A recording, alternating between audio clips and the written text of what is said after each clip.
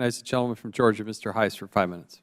Thank you very much. I think, Ms. Bresch, you've had a lot of questions today and a lot of pressure put on you. I appreciate you coming. I'm personally very hesitant to go down the path of government getting involved in what individuals make and can't make. This is a free enterprise system, and I get very worried when we start going down that tree. My concern is where the bottleneck is occurring, and Dr. Throckmorton, I'd like to ask you, an abbreviated new drug application, as I understand it, is an application when companies want to manufacture a generic drug. That's what they must utilize. Is that correct? For a true generic, so Sure. an authorized generic like we've been talking about up to now, that's not approved under that Okay, statute, but a true generic. Do you know how many abbreviated new drug applications are currently pending with the FDA? We have 1,700 responses that we've sent back to sponsors requesting additional information. We're waiting for that information to come back. There are other applications that are in-house that we're reviewing, again, on the timeline that we've discussed earlier. It's my understanding that the generic applications submitted to the FDA are outpacing those applications that are approved 3 to 1. Is that correct? I can't verify that number. There are 2,300 applications before the agency, and this 2,400? 2,300. Yeah, okay, This year we've approved 600 products through the middle of this year. Okay, could you verify for me? Could you get the numbers back to us? What the number of applications submitted versus those that are being approved? And can you tell me the median approval time for generic drugs right now? I don't have that information before me. It's also changing.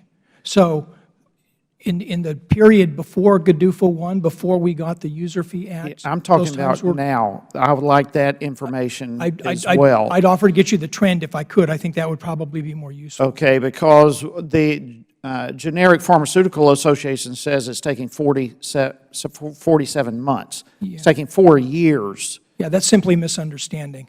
And I'd be happy. What do you mean that's misunderstanding? Is 47 months is from the beginning of GDUFA 1, from the beginning of the User Fee Act. So any products that are being approved now that have been all right, from beginning of the process to the end of the process, are you disputing that it takes 4 years?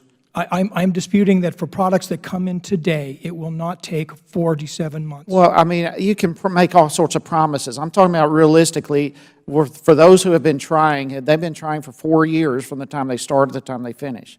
There are products that come in and are sometimes insufficient to get approval. Sometimes that's because the data that they've submitted aren't appropriate. Okay, all right. Yeah, I don't want to run around the bush. I'm trying to find out how long does it take from beginning to end. And from those that have been involved in the process, they're telling us it takes 4 years.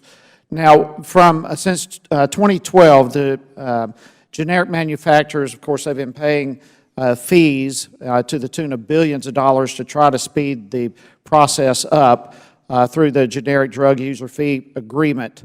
And this past July, as I understand it, the FDA actually said that they had acted on more than 90% of the generic applications. I'm assuming that's a little bit of what you're referring to now. That's the backlog, the applications that have been submitted to us. The backlog is 90%? Prior to the beginning of GDUFA 1, there was a total of around 4,600 applications that we needed to review.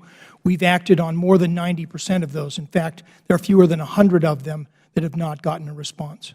All right, so are you saying of the 4,600, there's only 100 left, that 4,500 have been approved? Less than 100 of them remain to have a response. Again, some of those products that have a full dossier, have given us the data that we need, have been approved or given tentative approval. Products that are not sufficient, that haven't met the data needs for us, I don't think you'd want us to rubber stamp those. No, I don't want to rubber stamp, but the process is bottlenecked. That is the frustrating.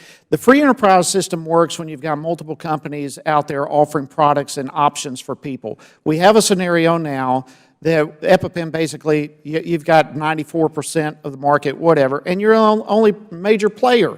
And the reason for that is because you guys are not processing a host of others who are trying to get in the market, and when it's taking 3, 4, 5 years for that to occur, and who knows how many millions of dollars to go through the process. I mean, no wonder the whole system is not working. I'd like to show you the trend data. That is not the trend that we're seeing for the cohort that are being, the applications. The European counterpart only has 24 generic drugs awaiting approval, and they do it from beginning to end in less than a year. That is not what we're experiencing here. The European system is quite different from ours. Well, it must be, And the because sheer it's not scope is quite taking different. nearly as long as ours does. I would say they are apples and oranges to try to compare, honestly.